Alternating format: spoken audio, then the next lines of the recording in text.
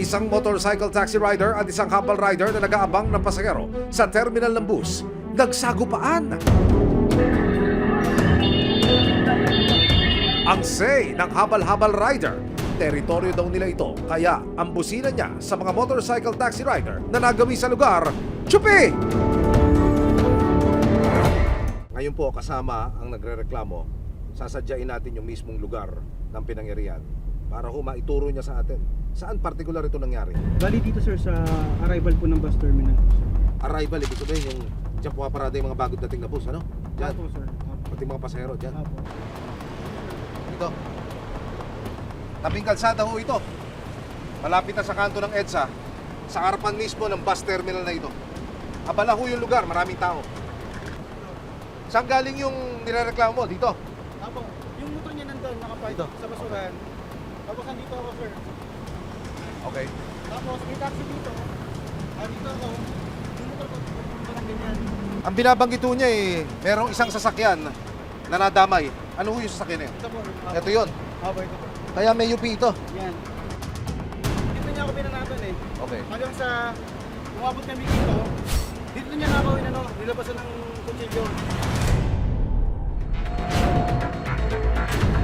Namukha mo ba yung motor? Hindi. Namukha ko sir.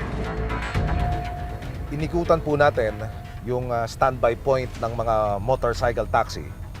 Umiikot din tayo doon sa bus station. Pati na dito sa ilalim ng flyover, yung ini-standbyan. Pero wala akong makapagsabi sa atin kung nasaan po yung inirereklamong rider. Pero ngayon lang, nakakuha po tayo ng lead, ng impormasyon kung saan natin siya pwedeng puntahan. On the way ho, ang team natin ngayon doon. Sa isang barangay dito po sa Pasay City, natukoy natin ang kinaroroonan ng inireklamong habal-habal driver. At sa pinakauling impormasyon, siya po ay narito ngayon sa Barangay Hall para ibigay ang kanyang side ukol ho sa pangyayari. Ganda araw po. Emil Sumangil po sa programang Resibo po. Ano bang punot dulo nito? Nandoon siya, dumating sila. Sinaway na sila ng 5 beses Opo. ng mga tricycle driver doon. Huwag kayo dyan kasi nga, nalapit sa inyo yung pasahero. Yun hong nagre-reklamo sa inyo, nakikita ko sa CCTV footage na umiiwas na. Pero sinusugod pa rin nyo. Kung umiwas siya sir, wala siya rin sa pwesto niya. Okay. Hindi, kung umiwas siya, hindi sana kami nag-away. Kabig naman ni Bobet, ang tangkang paranaksak niya kay Renz, paninindak lang daw. Dalawa kasi sila sir, kaya pinamblap ko lang rin yun doon. Ano yun, sukulay na parang kutsilyo. Barat naman ni Renz, Baluyin.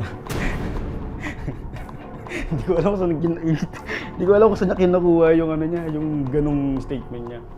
Malinaw naman po sa CCTV po kung hindi niya po ginawa yon na pag-iwas niya. Bakit po yung mga tao po nagsitakbuhan at nagsigawan? Yan, naglabasan siya ng kutsilyo dyan. ayon sa Republic Act 4136 o Land Transportation and Traffic Code Rules, mahigpit na ipinagbabawal ang mga habal-habal na walang prangkisa mula sa gobyerno.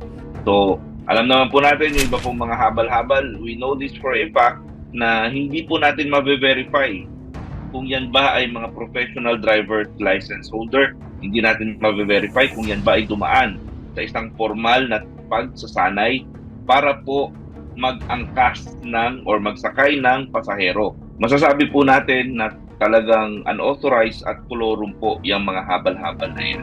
Kaya, base rito, lumalabas na walang K si Bobet para makiagaw ng pasahero. Pero dahil hindi lang ang pamamasada ng kolorum ang bawal sa batas, kundi ang pananakit at pagbabanta ng kapwa, ang habal-habal rider na si Bobet tila pumreno at gusto yatang mag-U-turn. Hihingi na lang daw siya ng sorry. Kung sakali ho na siya makikipag-ayos, ano ho naman ang magiging pasya ninyo? Sige ho. May pag-ayos din po, para matapos na lang po yung lahat. Willing po ako na patawarin siya sa nagawa niya sa akin, personal, dahil pares po kami magulang din at may anak din. Pero kung yan po ay nagawa niya sa akin, gagawin niya rin po sa iba yan. Kaya itutuloy ko po yung kaso sa kanya. Kaya si Renz, kung marurot na sa pagsasampa ng reklamo laban kay Bobet, nito lang Martes, kasama ang Resibo, tuluyan ang nagsampa si Renz ng kasong attempted homicide laban sa habal-habal rider na si Bobet. Ayon po sa ating nakalap na CCTV footage na evidence po para may sampaang kasong attempted homicide, hindi lang po isa o 3 beses niya inundayan po niya ito ng saksak at umiiwas na po ang ating biktima. I-refer po namin sa Office of the City Prosecutor ng Pasay. It will be appreciated during trial na sa court. Kung ano man yung alibay niya, doon na po na yung patunayan.